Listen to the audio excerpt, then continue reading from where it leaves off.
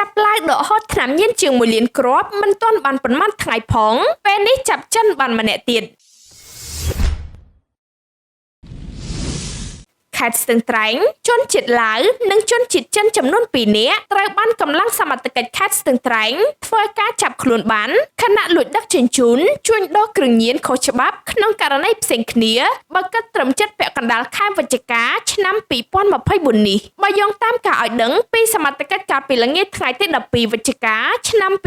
2024ថាជនជាតិចិនម្នាក់ត្រូវបានកម្លាំងសមត្ថកិច្ចចម្រុះនៃគណៈបញ្ជាការឯកភាពស្រុកបូរីអូស្វាយសែនជ័យឃាត់ខ្លួនបន្ទាប់ពីឆែកឆេរអីវ៉ាន់លើម៉ូតូរ៉ឺម៉កមួយគ្រឿងប្រទះឃើញថ្នាំញៀនមួយចំនួនបង្កប់ក្រោមសារធាតុម្សៅម៉ត់ពណ៌សក្នុងធុងពណ៌ខៀវប្រភពព័ត៌មានបន្តថាការឆែកឆេរនិងឃាត់ខ្លួនជនជាតិចិនខាងលើសមត្ថកិច្ចធ្វើឡើងនៅចំណុចគោលដៅត្រួតពិនិត្យផ្លូវបំបែកចូលភូមិអូស្វាយស្ថិតនៅក្នុងភូមិអូស្វាយឃុំអូស្វាយស្រុកបូរីអូស្វាយសែនជ័យកាលពីម៉ោង 17:27 នាទីថ្ងៃទី11ខែវិច្ឆិកាឆ្នាំ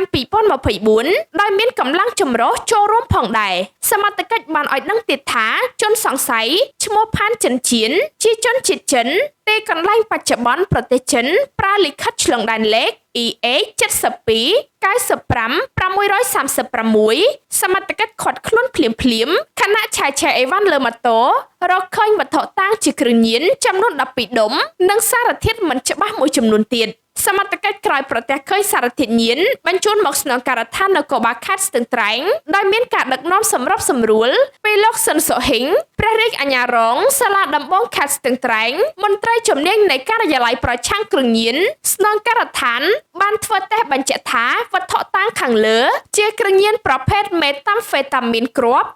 WY ចំពោះវត្ថុតាងនិងសម្ភារៈចាប់យករួមមានមេតាំហ្វេតាមីនគ្រាប់ WY ចំនួន12ដុំទម្ងន់សុទ្ធ2គីឡូនិង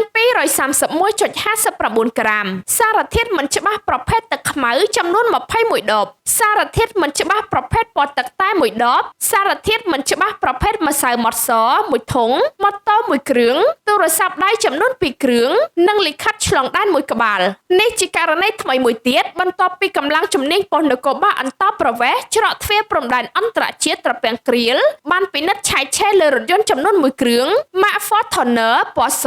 ស្លាកលេខឡាវ1115ប្រទះឃើញវត្ថុតាងជាគ្រឿងញៀនចំនួន167ដុំទម្ងន់សុទ្ធ93គីឡូនិង 097.25 ក្រាមគិតជាគ្រាប់ប្រហែលចំនួន 1,34,413 គ្រាប់កាលពីថ្ងៃទី9ខែវិច្ឆិកាឆ្នាំ2024កម្លាំងសមត្ថកិច្ចកំពុងស៊ើបអង្កេតស្រាវជ្រាវបន្ថែមលើករណីជួញដូរគ្រឿងញៀនឆ្លងដែនខាងលើព្រមទាំងកសាងសំណុំរឿងបញ្ជូនជនជាតិចិនទៅតុលាការចាត់ការតាមនីតិវិធី